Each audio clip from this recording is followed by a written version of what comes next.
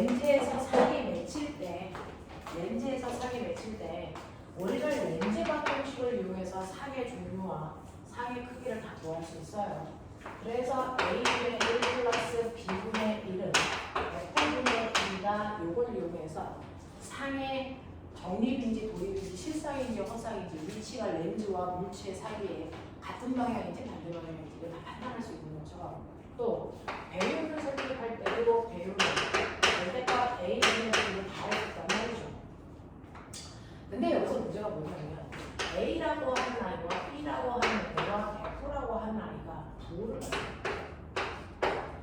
사실은 떨어져 있는 거리이기 때문에 이거 스칼라 값이거든요. 그렇죠? 자, 근데 이 아이가 부호를 가져요. 부호는 어떤 의미를 갖는 거예요. 방향이 아니거든요. 자, 그러면 A 값에서 플러스의 비율로 부호는 뭐냐라고 하면 이거는 실제 물체라는 거예요. 이거는 가상의 물체라는 거예요. 실제 물체가 아니야. 가상의 물체야. 라는 뜻이고요. B에서의 플러스와 마이너스는 뭐냐면 B에서의 플러스는 그래서 이건 실상이라는 얘기예요. 이건 허상이라는 얘기예요. 그리고 실상이라는 얘기는 도립이라는 얘기다. 허상이라는 얘기는 정립이라는 얘기다. 되겠어? 이렇게 판단하시면 되고요. 초점에 플러스가 있는 거 아세요? 이거는 실제 초점이에요. 이거는 허초점을 얘기하는 거예요. 실초점은요, 빛을 모으는 도구들이 가지고 있는 초점이 실초점이에요. 그러니까 볼록렌즈, 오목 거울의 초점이 실초점이에요. 그래서 허초점은 빛을 퍼뜨리는 오목, 뭡니까? 렌즈와 볼록 거울. 얘가 가지고 있는 초점이 허초점. 그래서 부호가 나오면 여러분들이 그 부호를 정확하게 인지해서 사용할 수 있게끔 해주시면 되는데, 이렇게 렌즈를 이용해서 만든 대표적인 도구가 뭐가 있냐면 현미경 아니면 망원경. 현미경과 망원경이다. 그래서 이렇게 놓고 보면 여러분들이 눈으로 들여다보는 렌즈도 볼록 렌즈고요.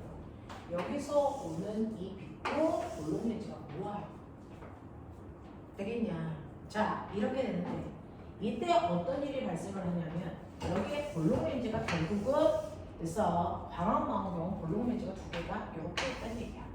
이런 식으로 있어서 방축이다. 이렇게 됩니다. 그러면 여기에 이렇게 물체가 있으면 첫 번째 렌즈에서 빛이 이렇게 가고 이렇게 가고 이렇게 와서 여기에 산이 이렇게 맺혀요. 그래서 이렇게 맺힌다고요. 근데 이때 맺힌 얘가 실제 물체고 이게 산이에요. 근데 이 산이 두 번째 렌즈에 어디에 오게끔 조작하는 거냐면 초점보다 안쪽에 들어오게 해요. 그러니까 이 물체의 초점 거리는 여기라고. 근데 그거보다 안쪽에 들어와요. 그래서 그래 놓으면 이 렌즈는 어떤 물체를 볼 줄 아세요? 이걸 보는 게 아니고 얘가 맺힌 사이는 얘를 물체라고 봅니다. 그래서 얘를 물체라고 봅니다. 그러면 이건 실제 물체니? 아니죠. 가상의 물체죠. 이럴 때 A를 마이너스 1로 놓습니다. 그래서 그 가상의 물체가 초점보다 안에 들어왔네? 느레 아까 기억나요? 초점보다 안에 들어오면 무슨 상이 생기니? 초점보다 안에 들어오면 무슨 상이 생겼니? 아까 볼록 렌즈에서 허상이 생겼어요. 어느 쪽에 생겨요? 이 허상이 이쪽에 생기죠. 물체와 같은 방향. 그래서 물체와 같은 방향에 얘가 이렇게 커다랗게 상이 생깁니다. 그래서 이걸 통해서 우리가 보는 강은 얘도 알고 얘를 봐요. 이걸 통해 얘를 본다고요. 알겠습니까? 이렇게 돼요. 그래서 우리가 하늘에 떠 있는 별을 본다? 그 별이 이렇게 보는 거죠. 이렇게 커다랗게 보인다. 확대돼서 보인다. 되겠어? 그래서 첫 번째 렌즈에 그래서 물체는 초점보다 안쪽에 들어오게 해서 초점보다 바깥쪽에 있어서 먼 쪽에 있죠. 그래서 얘가 이렇게 상에 맺힙니다. 실상을 맺히게 해요. 그리고 그 실상이 얘한테는 물체가 되는 거예요. 됐어? 그래서 상해, 허상의 매치. 요거를 우리가 광학 매치로 보는 거야. 알겠냐? 요런 것들입니다. 이걸 그대로 뒤집어 놓으면 이게 바로 뭡니까? 현미경이야. 그래서 현미경에서도 물질을 허상으로 매쳐서 얘기하는 거야. 알겠냐? 그래서 확대되는 겁니다. 되겠지? 이런 식으로 놓고 이런 식으로. 그래서 실제 물체가 있고 가상의 물체가 존재할 수 있다. 알겠습니까? 이렇게 된다. 이렇게 된다. 그래서 여러분들이 보시는 것처럼 66페이지 보시면 66페이지 보시면 되죠? 66페이지에서 여러분들이 보는 66페이지가 아니고 67페이지 맨 밑에 보세요. 67페이지 맨 밑에 보시면 되죠? 거기 길이를 비추고 있는 볼록렌즈가 있어요. 첫 번째, 볼록렌즈에서 상이 거꾸로 맺혔잖아요. 도립상이잖아. 도립상은 실상이야. 이 새끼 실상 맺힌 거야. 근데 크기가 원래 기린보다 작잖아요. 어디에 있었어요? 초점의 2배 되는 것보다 멀리 있을 거예요. 무슨 말인지 알겠어? 그랬다가 나를 보세요. 나는 초점 2배보다 안쪽으로 당긴 거야. 그래서 실제보다는 커 보이지만 도립상이야. 실상이야. 그리고 나서 더 당겨서 보면 초점 거리보다 안쪽으로 온 거예요. 그래서 커 보이지고 똑바로 서져 있는 허상이 보이는 겁니다. 그래서 이렇게 여러분들이 돋보기하고 물체 사이의 거리를 조절을 하시면 상의 위치라든가 그래서 내 방향이라든가 크기를 다 조절해서 볼 수 있는 게 이게 볼록렌즈가 가지고 있는 특징이야. 그걸 보여주고 있는 중이야. 자, 그래서 여러분이 가지고 있는 68페이지 보시면 68, 69가 그걸 작도한 것들입니다. 작도한 것들입니다. 그래서 얘가 초점보다 2배 되는 거 밖에 있을 때 작도된 상. 그 다음에 69페이지 맨 위에 보면 초점과 2초점 90 사이에 있을 때 작도한 거. 그리고 초점에 있을 때 작도가 두 번째 그림에 있잖아요. 초점에 있을 때는 평행하기 때문에 상에 외칠 수 없다고 너네가 그랬어요. 그쵸? 그리고 초점보다 더 안쪽으로 당기면 빛이 바깥쪽에서 모여요. 허상이 생긴다는 얘기를 하고 있어요. 됐죠? 이런 식으로 각각의 위치에서 물체가 생기는 위치들을 보여드리고 있습니다. 자, 그리고 70페이지로 넘어오시면 됐죠? 70페이지의 맨 밑에 보시면 그 과정 3개를 드드드드 붙여놓은 거예요. 이렇게 복잡하게 상생한다는 거죠. 이거를 여러분들은 렌즈 방정식으로 한 번에 할 수 있고요. 그 다음에 71페이지 보면 오목 렌즈예요. 오목 렌즈는 여러분들이요. 렌즈를 가까이 하든 멀리 하든 정립 허상만 생겨요. 알겠어요? 정립 화상만 생긴다는 걸 보여드리고 있는 중이야. 그래서 오목 렌즈는 빛을 퍼뜨리는 도구들은 사실은 우리는 별로 시험에 나올 가능성은 없죠. 상이 하나밖에 없어서. 알겠어? 자, 그 다음에 이러한 렌즈들을 쓰는 건 언제입니까? 여러분들이 가지고 있는 73페이지 보죠. 73페이지 보시면 여러분들 눈에 지금 여기에 렌즈 안 쓴 사람들 됐죠? 안경 안 쓴 사람들 선영이 황선영 한 명밖에 없네. 다 꼈네. 그렇죠? 선생님도 렌즈 꼈거든요. 그래서 우리는 다 장애우고 선영이만 렌즈 안경을 안 낀 건데요. 자, 우리 눈에 이상이 여러분들 눈에 생긴 이상을 조절할 때 쓰는 게 렌즈라는 말이죠. 자, 근데 눈의 이상보다는 우리가 눈의 구조를 잠깐만 보고 가요. 그래서 이렇게 눈이 있습니다. 이렇게 되어 있죠. 이렇게 되어 있죠. 중학교 몇 학년? 2학년? 3학년? 몰라요. 몇 학년 때 그럼 배워요. 그죠? 자, 이렇게 눈의 앞쪽에 여러분들이 눈꺼풀 때문에 실제로 보이는 건 요만큼만 보입니다. 눈의 뒤에는 이 안구는 안 보이죠. 뼈 속에 들어가 있어서. 자, 뒤쪽에는 안구에 막이 3겹이 있어요. 이렇게 3겹이 있습니다. 그 중에서 가장 바깥쪽에 있는 게 달걀 껍질처럼 눈의 안구의 형태를 잡아주고 눈을 보호하는 역할을 하는 공막이라는 애가 있고요. 그 다음에 그 안쪽에 있는 아이가 맥락막이라고 해서 상이 맺힐 때까지 빛이 들어와서 그래서 빛이 밖으로 못 나가게 해주는 어둠 상자 역할을 합니다. 그 다음에 안쪽에 있는 막이 사진기의 필름의 역할을 여기에 상이 빵 하고 찍혀요. 얘가 가장 유명하죠? 얘 이름이 뭡니까? 망막이에요. 그래서 여러분들은 망막 위주로 보시면 되는데 자, 앞에 있는 여러분들이 이렇게 만져보시면 느껴지는 이 수정체라는 게 있는데요. 이 수정체가 지금 여러분들께 보신 볼록렌즈입니다.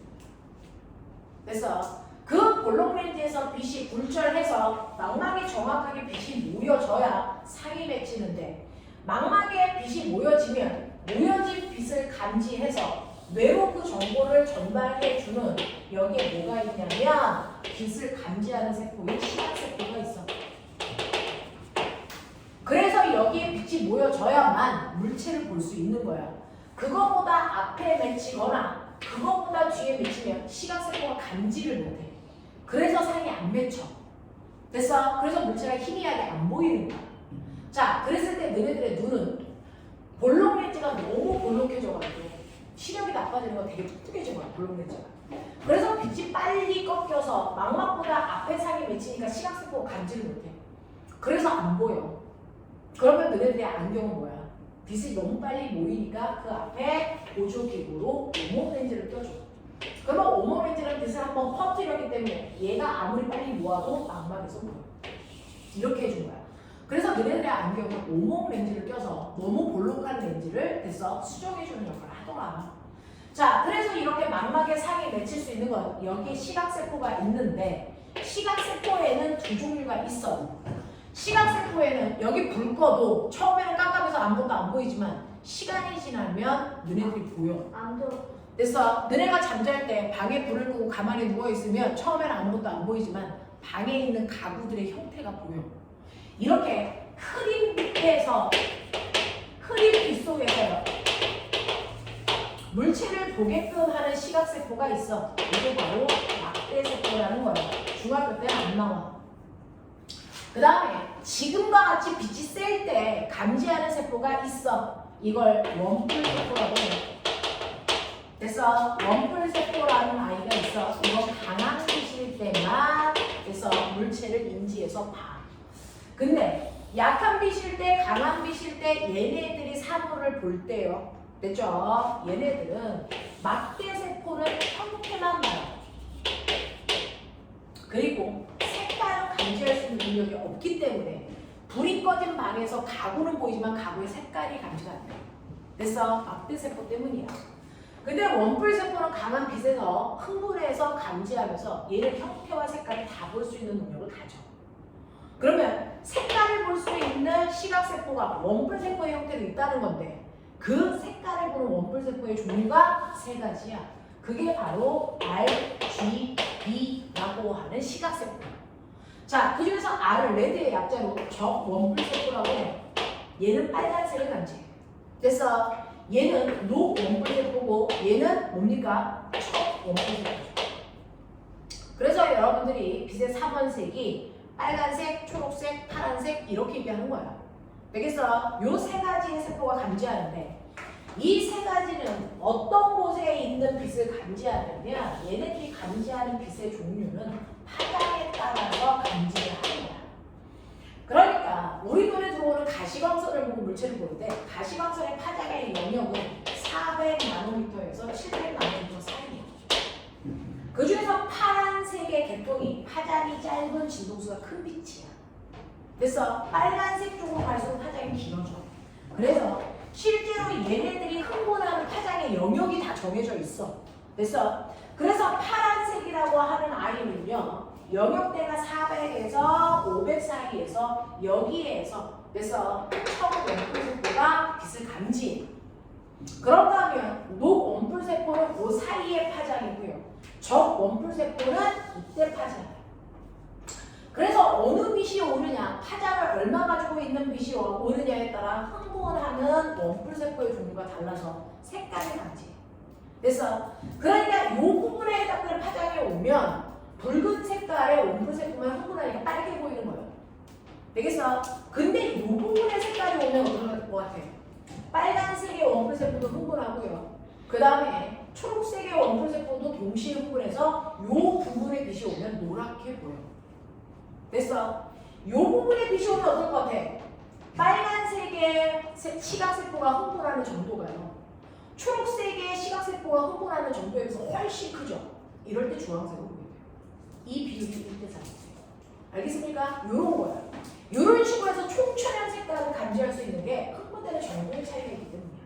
알겠어? 이런 식으로 되어 있는 게 우리 눈의 구조다라고 하는 거야. 알겠습니까? 그래서 빛을 감지할 수 있다. 라고 합니다.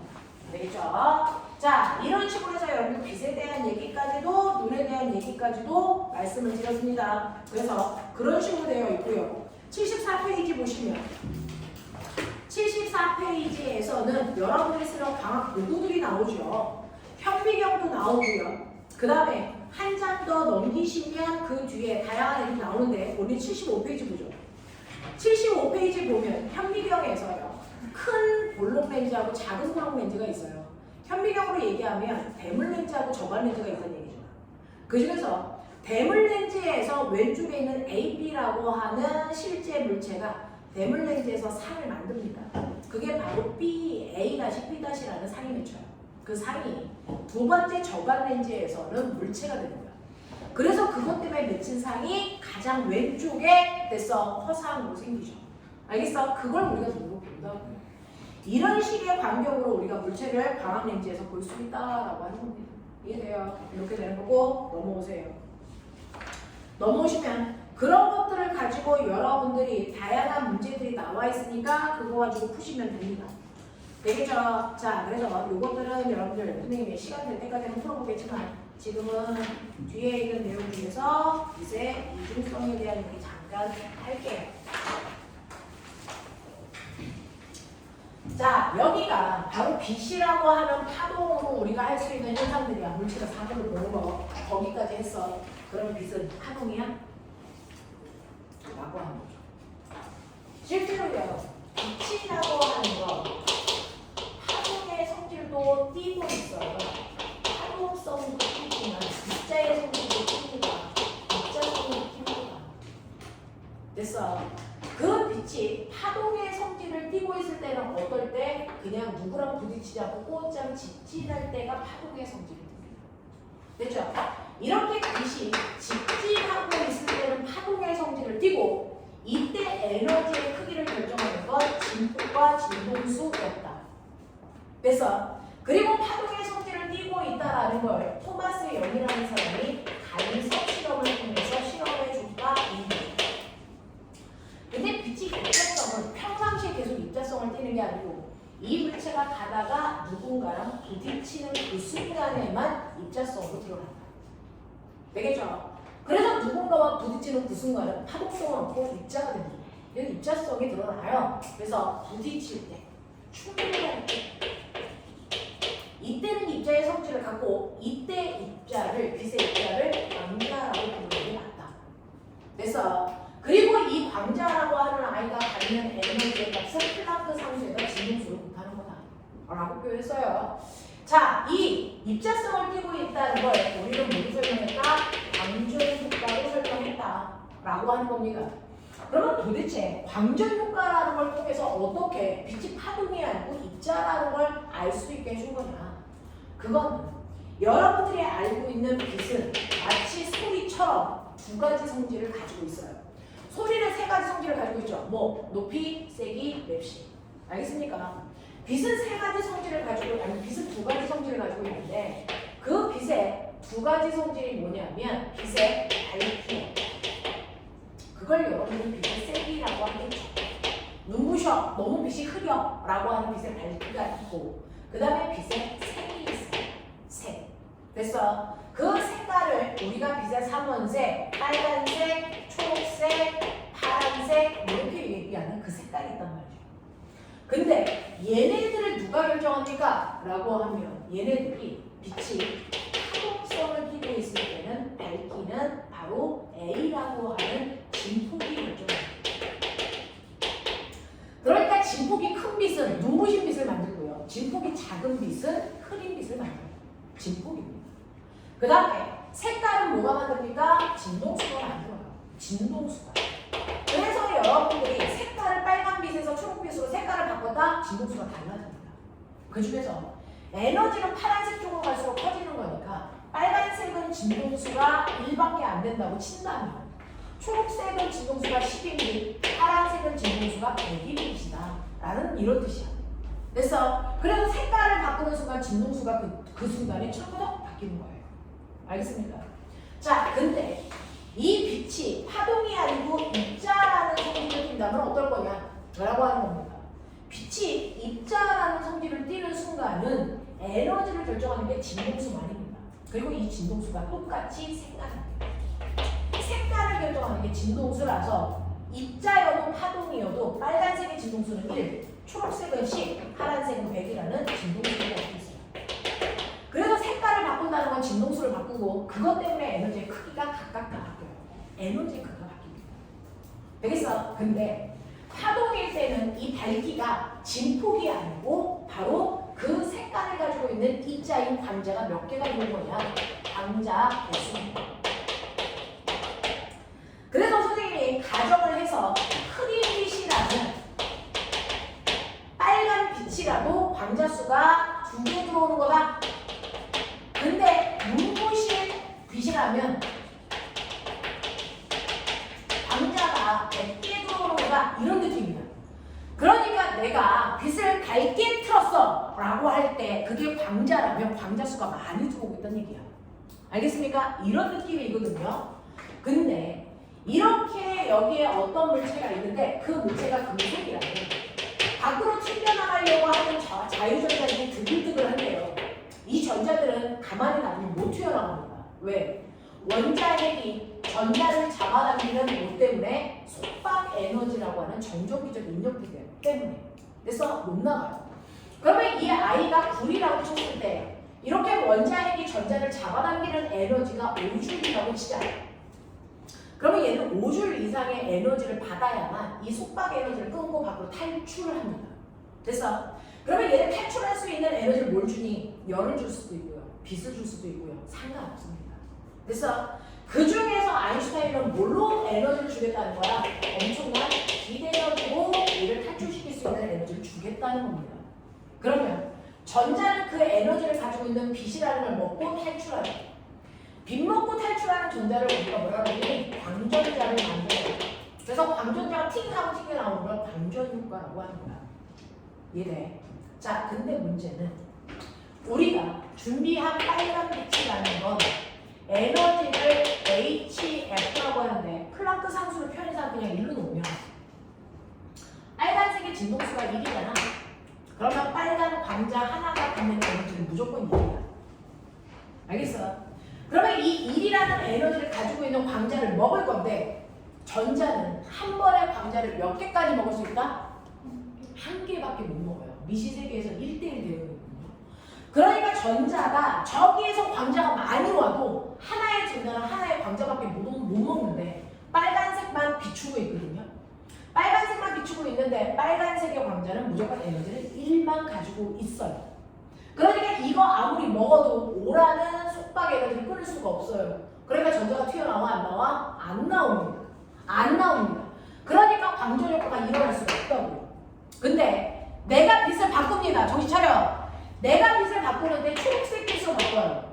초록색 빛 광자 하나가 가지고 있는 에너지가 진동수가 10이니까 됐어. 얘는 10의 에너지를 가지고 있는 빛이 오는 거예요. 그러면 이 광자 하나를 먹어도 속박 에너지가 5밖에 안 되니까 그 속박 에너지를 끊는데 5만큼 쓰고 나머지 5를 가지고 전자가 탈출해서 나옵니다. 그러면 나머지 그 5라는 에너지는 뭐야? 탈출하는 게 전자가 갖는 운동 에너지가 여기서 나옵니다. 되겠어? 그래서 이때는 광전 효과가 일어나고요. 이때 가지고 나온 운동 에너지가 5라는 운동 에너지를 가지고 나와서 전자가 막 움직여. 이해돼? 자, 그러면 내가 파란빛으로 바꿔요. 파란빛으로 바꾸면 파란빛 하나의 진동수가 100이니까 얘가 갖는 에너지 100인 상태로 나와요. 자, 그럼 100개에 있는 에너지를 가지고 있는 파란빛이 오면 그 전자가 먹는다. 그럼 먹고 나서 어떻게 해? 먹고 나서요.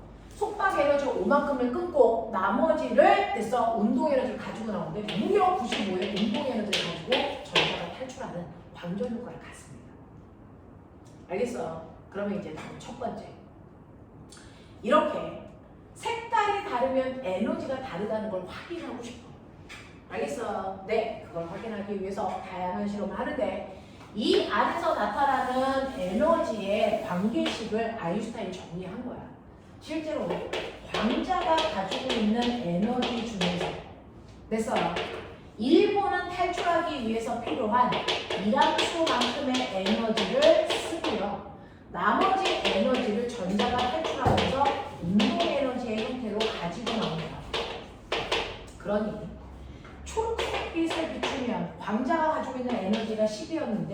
이함수가 오니까 운동 에너지 5 가지고 나오는 게 맞아요. 그러니까 이때도 에너지 보존 법칙 성립해. 알겠어? 초록색이 아니고 파란색을 비추면 100이라는 에너지를 먹었으니까 숙박 에너지 5 빼고요. 됐어? 90도만큼의 운동 에너지를 가지고 나와. 이렇게 된 거죠. 됐죠? 그랬을 때 이 관계 사이에서 일어나는 거를 우리는 함수로 그리고 싶어요. 자, 그 중에서 1차 함수로 그리고 싶은데 1차 함수 그래프가 y는 ax 플러스 b의 형태를 띄고 있어야 되잖아요.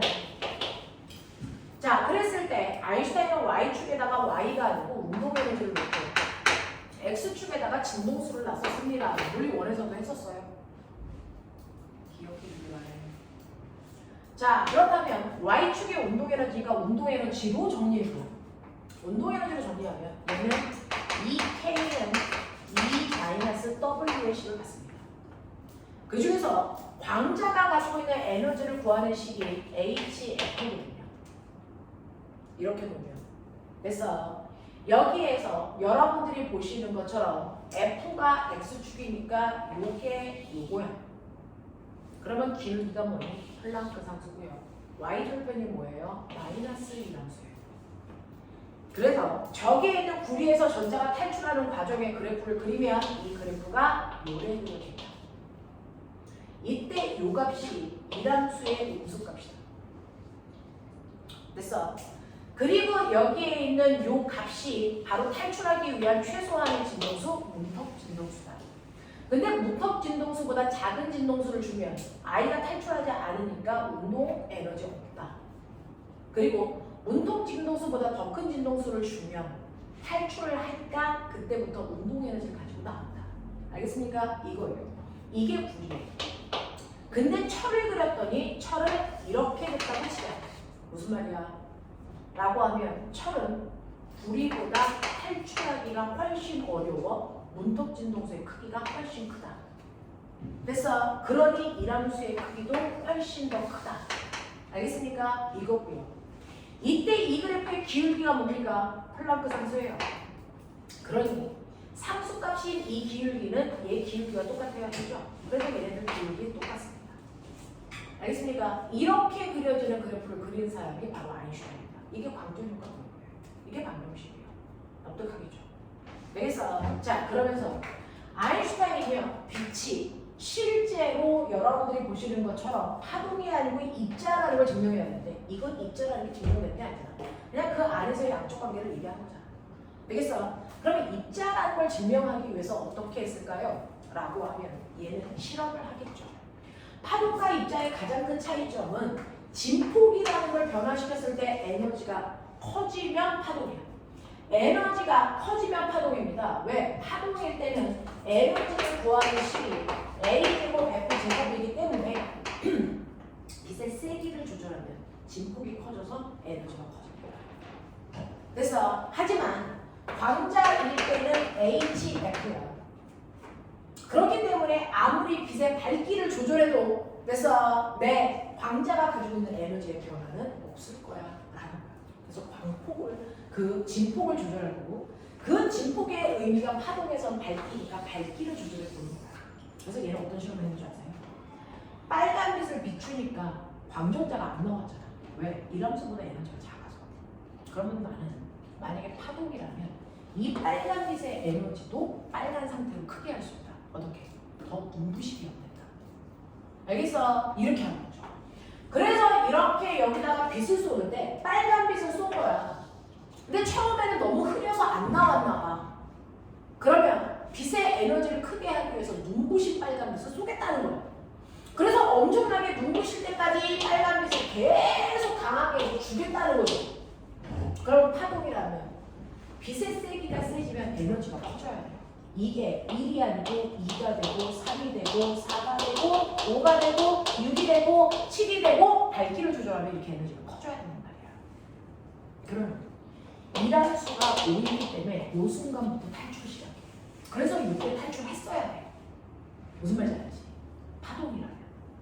되겠냐? 근데 아무리 빨간빛을 눈부시게 해도 어떤 전자가 탈출하지 않습니다. 광전 효과가 계속 나오지 않습니다. 왜요? 밝기를 조절해도 에너지의 크기가 커지지 않는다는 얘기입니다. 또 한 번. 초록색 빛을 비추니까 전자가 튀어나왔어요. 이람수보다 더 큰 에너지를 줬다는 얘기죠. 그러면 에너지를 거꾸로 줄여볼게요. 그렇다면 이람수보다 에너지를 작게 하는 순간 아무리 초록빛이라도 전자는 탈출하지 않을 겁니다. 파동이라면.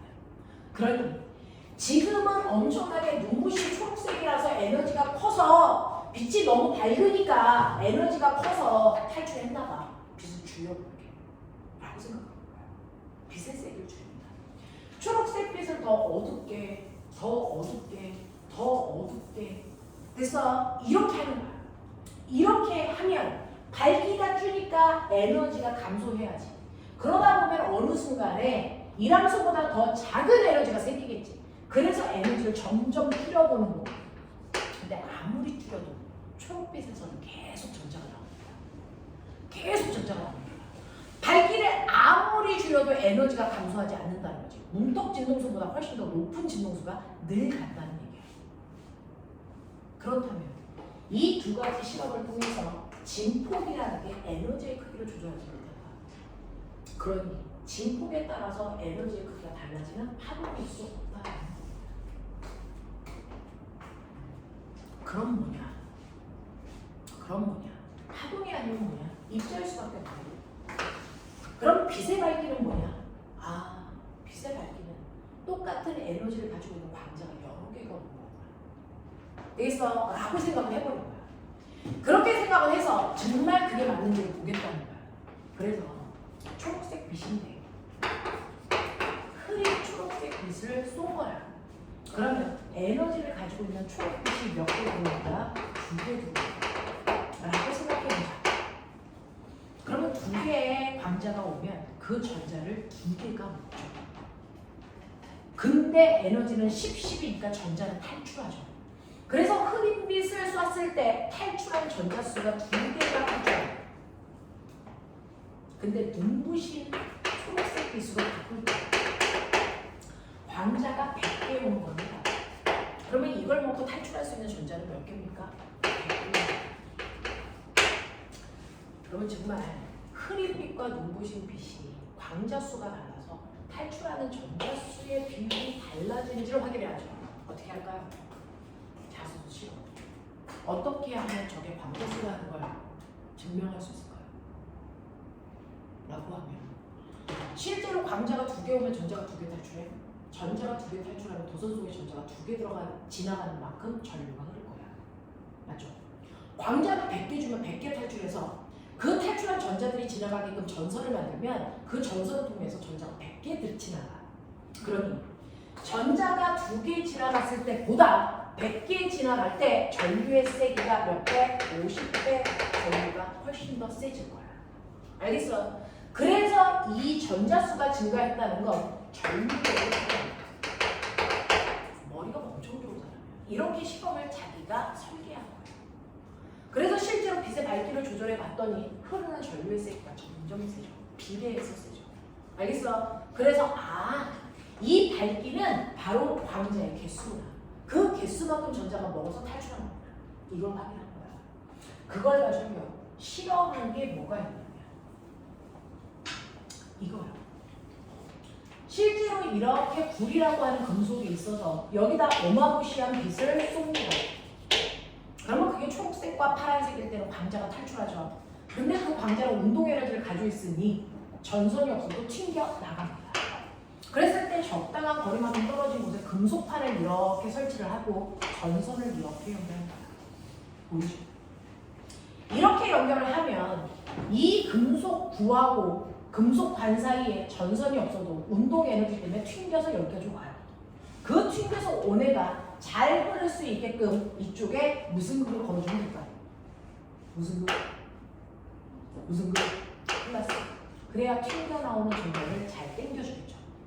이쪽은 무슨 글을 걸어줘야 될까요? 마이너스. 그래야 전자를 잘 밀어주겠죠. 이 방향으로 전압을 걸어주는 걸 우리는 순방향 전압을 따라가는 거예요. 그래서 빛을 더 세게 하면 전자가 튀어나와서 여기에 흐르는 전류의 개수가 많아지겠죠. 그걸 전류를 측정해서 본 겁니다. 되겠어요? 자, 그래놓고 얘는 무슨 짓 하는 줄 아세요? 이걸 역방향으로 겁니다. 역방향으로도 걸면 여기가 마이너스가 되고 여기가 플러스가 되면 전자가 튕겨 나오는 순간 얘는 오지마! 이래요. 얘는 가지마! 땡겨서 전자가 가려다가 다시 오겠죠.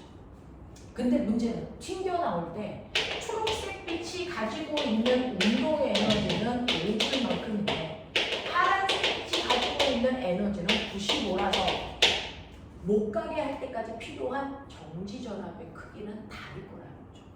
그래서 얘는 5줄만큼의 에너지만 주면 가다가 다시 전자가 와서 하나도 건너가는 게 없을 거야. 하지만 그 5줄인 에너지를 줘도 파란색은 건너오죠. 그래서 실제로 초록색빛과 파란색빛의 에너지의 차이를 우리가 정지전압으로 판단합니다. 그래서 그래프 여기가 볼트 플러스 1V, 플러스 2V, 플러스 3V라는 플러스 값은 순방향 전압을 얘기해요. 그래서 마이너스 1V, 마이너스 2V, 마이너스 3V라는 마이너스는 역방향 전압을 걸어다는 얘기예요.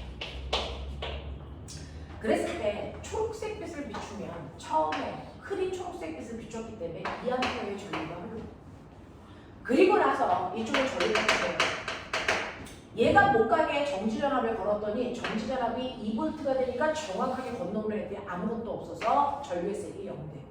이런 뜻이야. 근데 똑같이 흐린 빛을 파란색한테 줬어요. 그랬더니 파란색도 2A였어. 근데 정지전압은 훨씬 커요.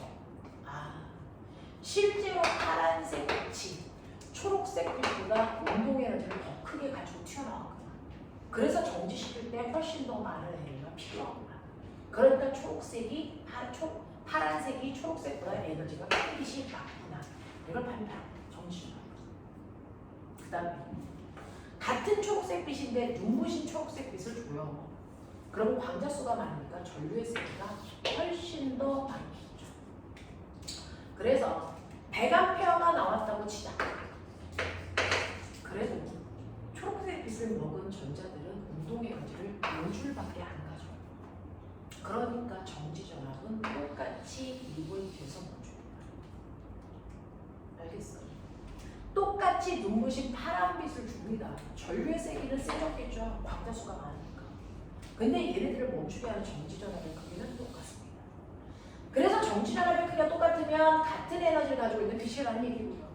전류의 세기가 세다는 얘기는 빛의 세기를 세게 해서 광자수를 늘렸다는 거죠. 알겠어? 그래서 이 실험을 통해서 그래서 빨간빛, 초록색 빛과 파란색 빛에 누가 더 에너지가 크냐. 그래서 색깔별로 에너지의 크기도 결정해줬고요. 그 다음에 실제로 빛의 세기라고 하는 건 광자의 개수지 진폭이 아니라는 겁니다. 됐죠? 이런 것들을 증명하면서 광전 효과를 통해서 빛은 부딪히는 순간은 파동이구나 라고 하는 걸 증명합니다. 이게 광전 효과예요. 이득에서 광전 효과에 해당하는 풀버전을 보여드렸습니다. 자, 그 다음 그러면 실제로 이렇게 빛이라고 하는 아이가 빛이라는 아이가 그래서 파동인데 부딪히는 순간 입자의 성질을 띌 수 있다면 그래서 거꾸로 입자가 파동의 성질을 띌 수 있지는 않을까? 라는 생각도 하게 돼요. 그래서 입자가 파동의 성질을 띠는 게 아닐까라는 생각을 드고롱이라는 사람이 해요. 그래서 빛의 이중성이 있는 것처럼 물질의 이중성이 존재하지 않을까 이 생각을 드고롱이라 해요. 결론은 맞다고요. 맞다고요. 그래서 여러분들이 보시는 것처럼 빛이 두 가지 성질을 동시에 갖는 것처럼 물질도요 두 가지 성질을 다 가지고 있어. 자, 그러면 드브로이는 이걸 어떻게 증명을 했냐면 자, 우리가 물질 중에서요 전자라고 하는 질량이 되게 작은 아이가 대단히 빠른 속도로 막 움직이고 있어요. 전자가. 그러면 물질이 가지고 있는 고유한 양, 그 고유한 양을 운동반성의 크기, 운동량이라고 이제는 생각했어요. 그래서 물질이 가지고 있는 고유한 양은 mv로 계산됩니다. 그리고 이러한 물질이 파동이 됐을 때 OC, BC 입자일 때 갖는 것과 똑같은 세기의 에너지를 갖는다. 그게 HF입니다. 이 둘이 같은 게 아닐까 라고 생각하게 된 거야. 근데 광속에서요. F 남다라는 광속을 구하잖아요. 광속은 일정하잖아요. 그러면 F는 남다분의 C죠. 그러면 진동수 자리에 이걸 집어넣어도 무방하지 않아요. 됐어? 그래서 이 자리를 집어넣으면 얘는 남다분의 HC라는 식이 되고요. 그리고 얘는 MV야. 그러면 물질이요. 만약에 실제로 파동성을 띈다면 그 물질은 요만큼의 파장을 갖지 않을까? 그래서 파장을 줍니다. 그러면 MV분의 HC만큼의 파장의 길이를 가질 거야. 만약에 실제로 물질이 파동성을 갖는다면 그 파동성을 가질 때는 파장을 가질 거고 그 파장의 길이가 요만큼으로 계산이 될 것 같아 라고 생각한 거야. 그래놓고 자기의 생각이 맞는지를 실험합니다. 드브로이가 뭘로? 전자로 실험합니다. 그 전자로 실험할 때 만약에 물질이 파동이라면 파동만의 고유한 성질을 가져야죠. 그게 뭡니까? 회전과 간섭이죠. 알겠어? 그래서 얘는 무슨 짓을 하는 줄 알아? 이중슬릿을 다시 하는 거야. 빛이 파동이라는 걸 증명했던 그 실험을 전자한테도 해보고 있다는 거야. 신기해요. 그래서 두 개의 구멍을 통해 전자들을 쏩니다. 그러면 전자가 물질이면 어때요? 전자가 물질의 성질만 가지고 있으면 여기서 쏜 전자들은 여기에만 가서 부딪혀야 돼. 맞지? 여기서 쏜 전자들은 여기에만 가야 돼. 그래서 두 군데 전자가 가서 박혀야 돼. 다른 곳에 박히면 안 돼. 근데 실제로 그래서 전자를 쏘니까 어떤 일이 발생하냐면 나가는 전자가 여기서부터 회전해. 중요하죠? 전자들이 회전. 전자들이 회전. 파동이 죠. 그래서 여기서 뭐가 생겨요? 간섭물이 생겨요. 그래서 전자들이 많이 박힌 곳, 듬성듬성 박힌 곳, 많이 박힌 곳, 듬성듬성 박힌 곳, 많이 박힌 곳, 이게 그래서 간섭물로 나타나요. 빛의 간섭물과 똑같이 나타나요. 그래서 아까 우리가 구한 식에다가 대입을 해서 여러분들이 보신 그래서 경도차 델타는 보이죠? 이거는 뭐였습니까? L분의 dx. 근데 이게 파장이잖아. 그래서 여기다가 집어넣고 파장의 길이를 구하니까 이 값이랑 정확하게 일치하는 파장이 나와요.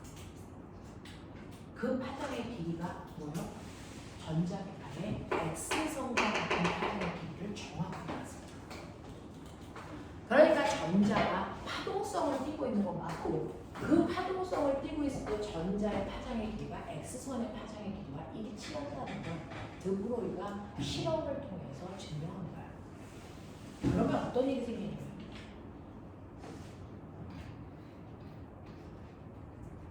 어떤 일이 생기냐면 사실은 여기에 코로나 바이러스가 있어요.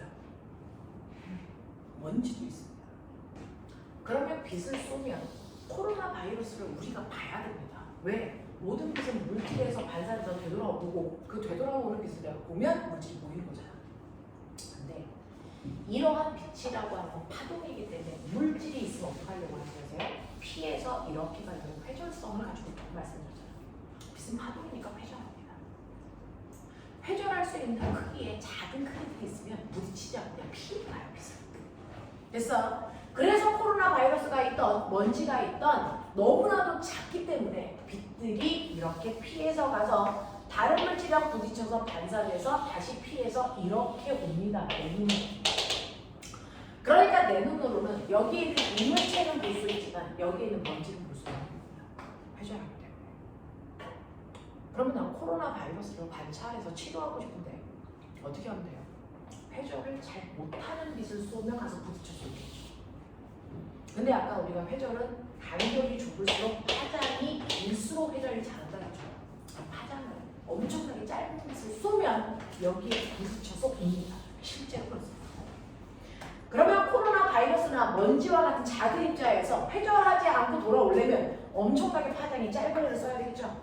그 아이가 바로 X선도를 반바서 이 정도의 파장을 가지고 있는 애를 쏘면 코로나 바이러스 피하지 않고 가서 부딪혀서 들어와요. 그럼 관찰하죠. 근데 관찰하는 내 눈에 감마선이 온다고 쳐가? 너 뒤져. 그러잖아. 그치? 나만 죽어? 아니지. 코로나 바이러스도 얘네들도 파괴돼. 핵폭탄이잖아. 다 죽어? 위어도 월드. 되겠어? 이렇게 된단 말이야. 그러면 저러한 세균이나 바이러스를 죽이지 않고 관찰할 수 있는 파장이 짧지만 저 새끼를 죽이는 건 에너지가 너무 커서 그렇거든요. 에너지는 작고 파장이 짧은 아니라 필요했던 거죠. 그래서 그 역할을 해주는 게 누구다? 전자다. 전자는 파장의 길이가 X선과 똑같은 파장의 길이 같지만 에너지는 작습니다. 그래서 요즘에 엄청나게 작은 미시한 세계의 입자들을 관찰할 땐 우리가 광학현미경을 쓰지 않습니다. 뭘 씁니까? 전자현미경을 씁니다. 그래서 여기서 전자를 쏘면 됐죠? 얘가 퇴적하지 않고 가서 부딪혀서 되돌아오면서 그 전자들이 박힌 흔적을 통해서 얘의 부족을 확인할 수 있다. 되겠어? 이렇게 해서 전자현미경을 쏩니다. 되겠냐? 자, 그래서 여러분들이 가지고 있는 86페이지에 맨 밑에 보시면 86페이지 맨 밑에 선생님이 그렸던 그 아인슈타인이 사용했던 도구들이 나와 있고요. 한 장 넘기시면 88페이지요. 88페이지와 85페이지에 있는 그래프가 뭘 의미하는지를 납득하셔야 됩니다. 넘어가면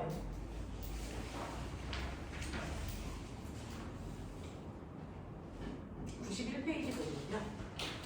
선생님이 말씀드린 것처럼 광전자가 탈출하며 운동에너지를 갖는데 그 운동에너지는 빛이 가지고 있는 에너지에서 일함수만큼을 뺀다 그랬고요.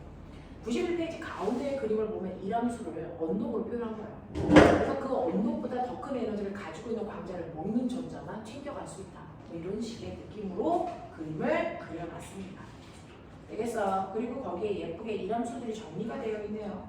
나트륨의 일함수는 2.4 되죠? 알루미늄은 이만큼. 이거 환산해서 계산하시면 얼마만큼의 에너지가 필요한지를 볼 수 있어요. 넘어가시면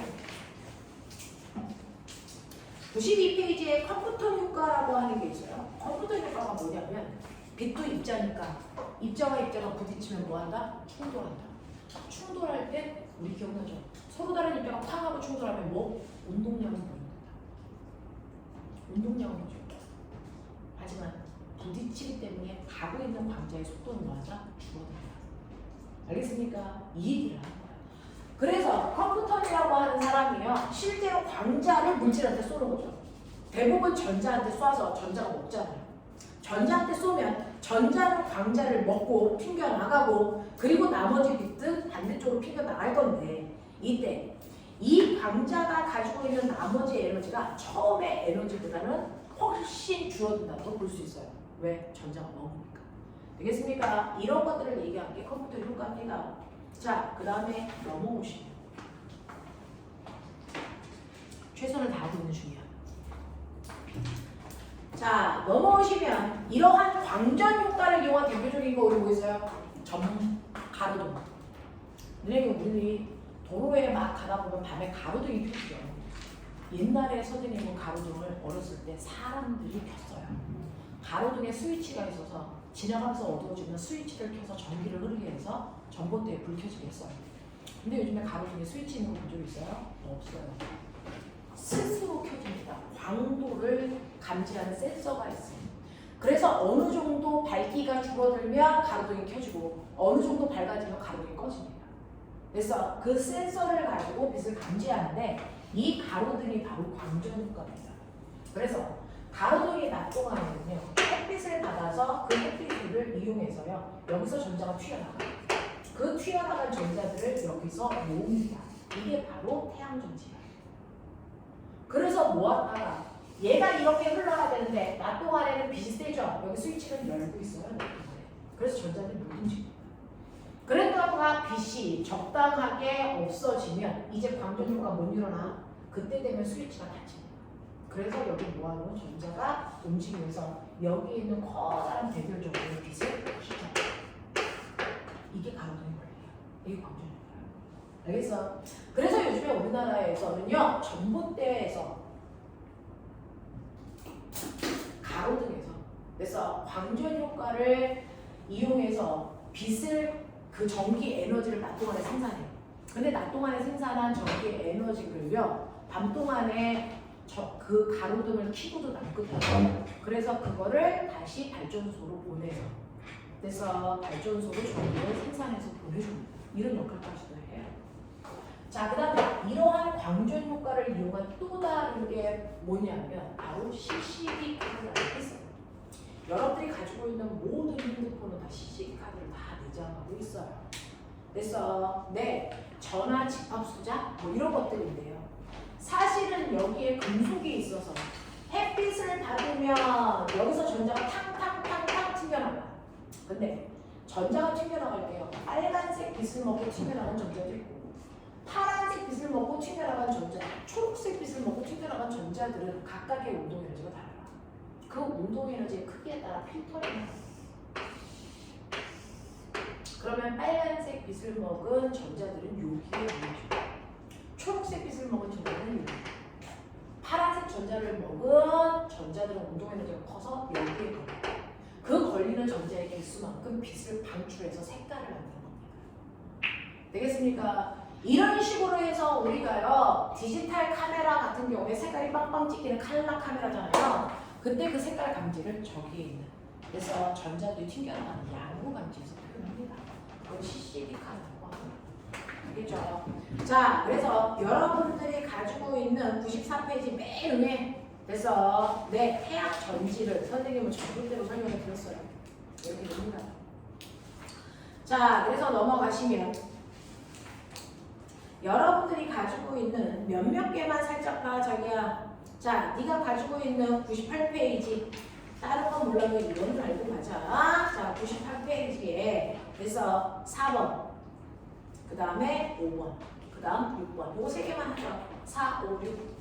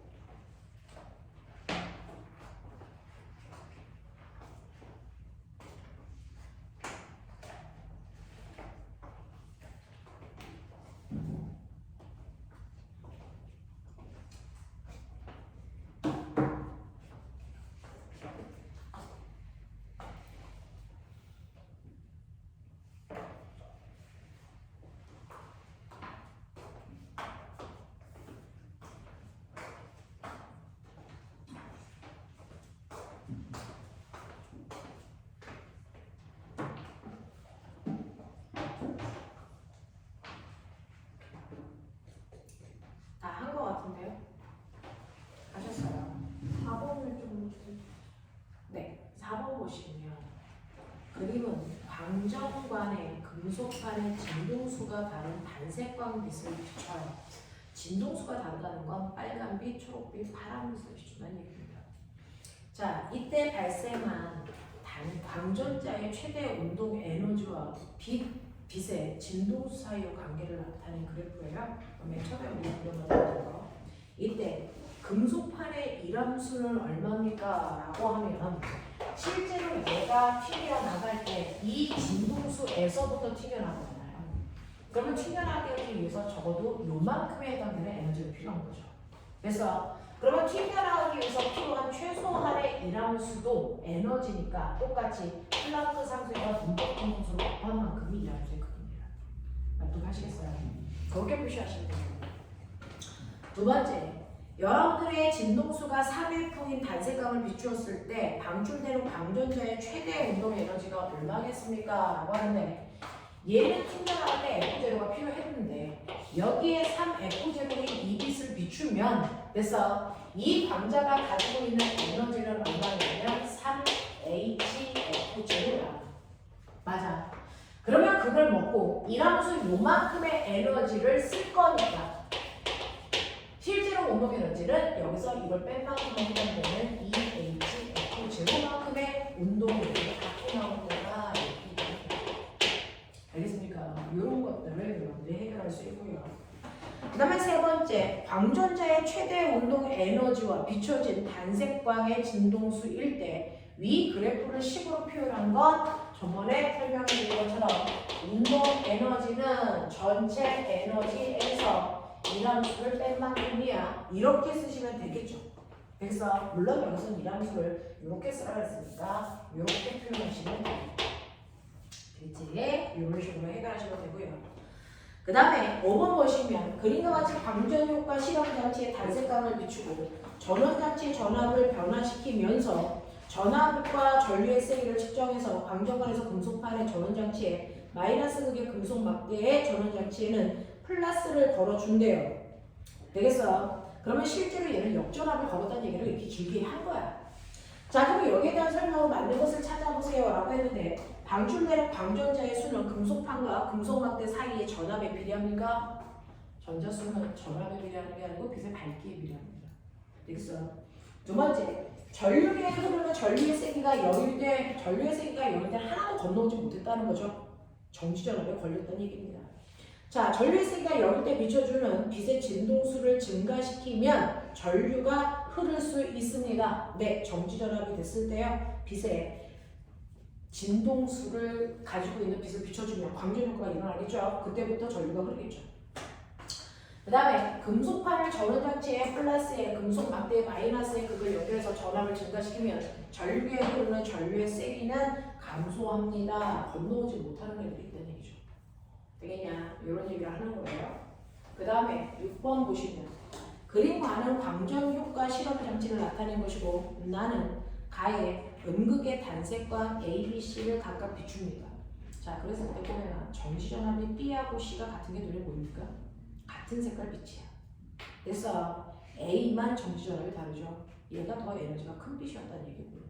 그 다음에 전류의 세기가 각자 다르죠. 빛의 밝기가 다르다는 얘기죠. 광자수가 제일 많은 거 A였어요. 자, 그렇다면 그 중에서 기억보세요. A보다 진동수가 큰 빛, A보다 진동수가 크면 에너지가 크니까 정지전압이 커야 됩니다. 되겠어요? 그래서 A보다 진동수가 큰 빛을 비추면 정지전압은 V0보다 뭐해집니까? 커져야죠. 되겠죠? 작아지면 안 돼요. 자, 그 다음에 니은 A의 진동수는 B의 진동수보다 큽니까? 네, 커요. 그래서 정지전압이 커요. 그 다음에 B는 C보다 빛의 세기가 셉니까? 네, 더 세요. 그래서 전류가 더 센 거죠. 알겠어요? 이런 것들을 여러분들이 기억해 두시면 되겠습니다. 그죠? 자, 그래서 오늘 진행하고 여기까지 합시다. 고생하셨고요. 뒤에 우리가 오늘 숙제가 내줄 수도 없지만 그죠? 뒤에 못 푼 것들은 문제 풀어서 답안대로 해결하시고 만약에 이해 안 되는 거 있으면 카톡을 찍어서 보내주세요. 그리고 지금 과거 수학반 듣는 사람들 선생님이 뭐라 그러죠?